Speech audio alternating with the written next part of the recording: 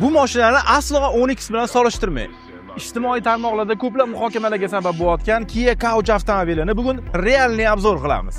Ko'pchilik bu avtomobilni Onix avtomobili bilan solishtirishayotgan ekan, aslida bu juda ham katta xato hisoblanadi. Chunki Kia Couch mashinasi toifasiga ko'ra C klassga kiradigan bo'lsa, Onix mashinasi esa B klassga kiradi. Ya'ni Kia Couch bir toifa baland hisoblanadi. Undan tashqari tashqi dizayni ham Onixga nisbatan ancha minimalizm va futuristik uslubda chiroyli va zamonaviy qilib ishlab chiqarilgan. Texnik jihatdan Onix motori 3 silindrli bo'lsa, Kia Couch'ga 4 silindrli bo'ladi. Bu degani motorini plavniyroq, ya'ni yumshoqroq ishlashini ta'minlab beradi. Undan tashqari Onix orqa tormozlari baraban bo'lsa, Kia Couch mashinasida diskli tormozlardan iborat. Bu degani sizni siltanmasdan yumshoq to'xtashingizni ta'minlab beradi.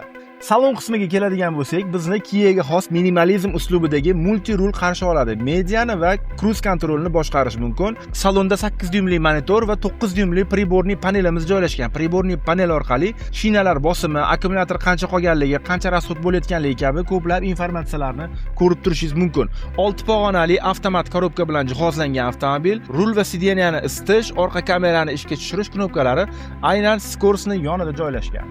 Orqa qator tormasmi degan har xil fikrlar va har xil videolar chiqyapti. Do'stlar, meni bo'yim 1.79 bo'ladi.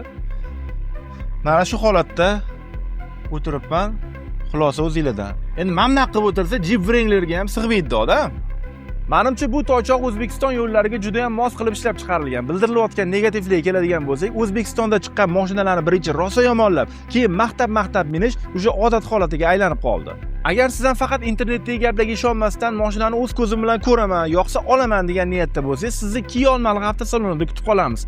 Yanada batafsil ma'lumot olish uchun quyidagi raqamlar orqali bog'laning yoki kommentariyada plus belgisini yozib qoldiring.